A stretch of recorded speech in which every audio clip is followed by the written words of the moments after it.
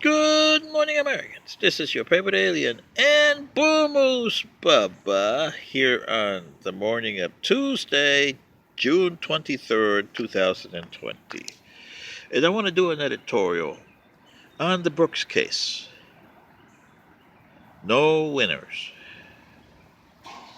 When Sharon Brooks was shot by the police officer earlier this month,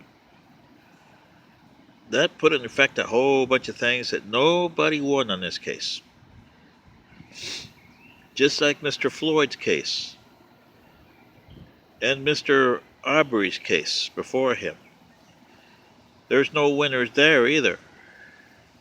And the case in Louisville from that one lady, there's no case for her either because of the way African Americans have acted. And you could have done it a lot different here. And the whites, and the police, the mayor, and especially here in the Brooks case, the DA. And this is why there's no winner. For the family of Mr. Brooks, my sincere condolences. This could have been avoided. And I'll tell you in a second how I mean by could have been avoided. But your case of trying to politicize this, and then you had Mr. Perry throwing in this thing, if he wanted to do a funeral, do it. But do it respectfully, not the way you did it, with everybody and the son invited.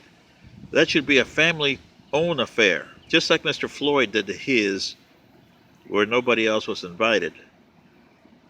Or Mr. Aubrey. It's a family that's hurting here. Okay? So that's why you're not the winners here. You're not the winners for that. Mr. Brooks is not a winner because he forgets that you got a certain thing you got to worry about every time you go out the door. The law of unintended consequences. He went out at 1 a.m. in the morning, driving, and intoxicated, drinking, which causes a problem. And then he fell asleep at a drive-through of a restaurant. At 1 a.m. was still open, Wendy's. And therefore, the patrons, or the employees, who were probably African American, called the police, knowing that the Atlanta police is mostly white over there, right?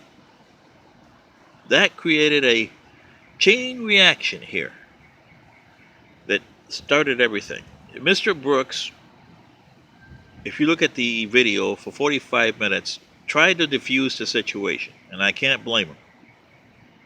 The officers, in turn, had one thing in mind. We gotta get a DUI arrest here. He's black.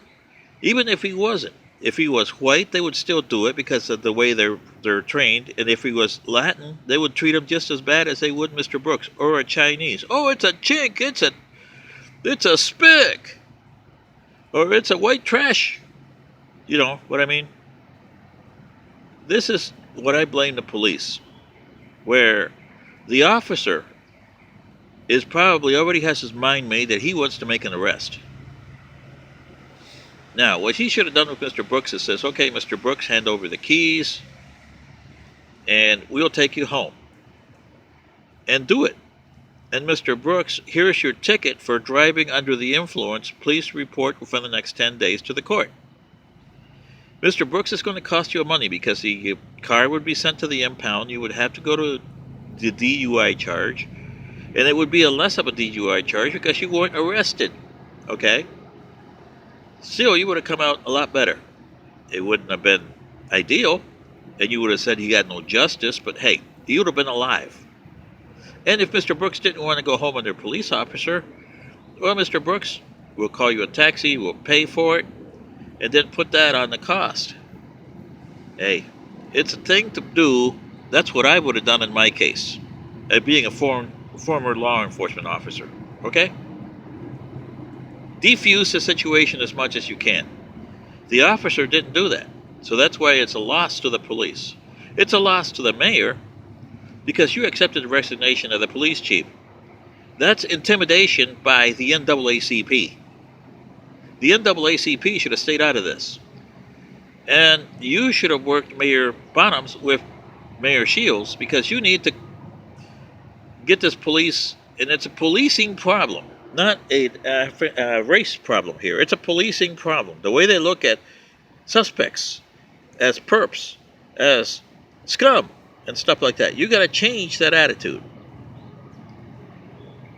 The new chief is not going to do it. He's African American. He's going to try to bend over backwards for the NAACP. You can't bend over backwards for the NAACP. They should be thrown out of existence. Okay? The next thing, the district attorney, Howard, should have never taken this case. He should have gone to the attorney general and says, can you appoint a prosecutor here and let the GBI get a case done? Because when he came back with charges, that's tainted. He's got a tainted office that he tainted himself. And now he made this case taintable because of that. See what I mean? That's a loss there. That's political influence that's coming into play here. That's not race, that's political. In the city of Atlanta, for the way you behaved. If I were any entity that wants to do business in Atlanta, I wouldn't do that because of the way you behave there, especially in that area. That's why you don't have any restaurants. You're not going to have any Wendy's anytime soon in there anyway. See what I mean? People from Atlanta and the mayor?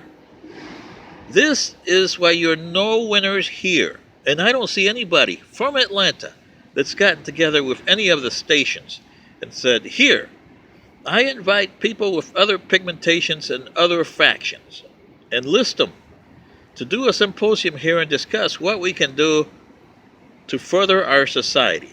I haven't seen that at all. I've seen race, race, race, and down with the Confederacy and the NAACP.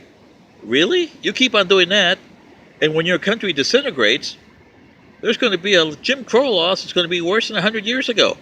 This is your favorite alien, and Boom Moose Bubba. Good day.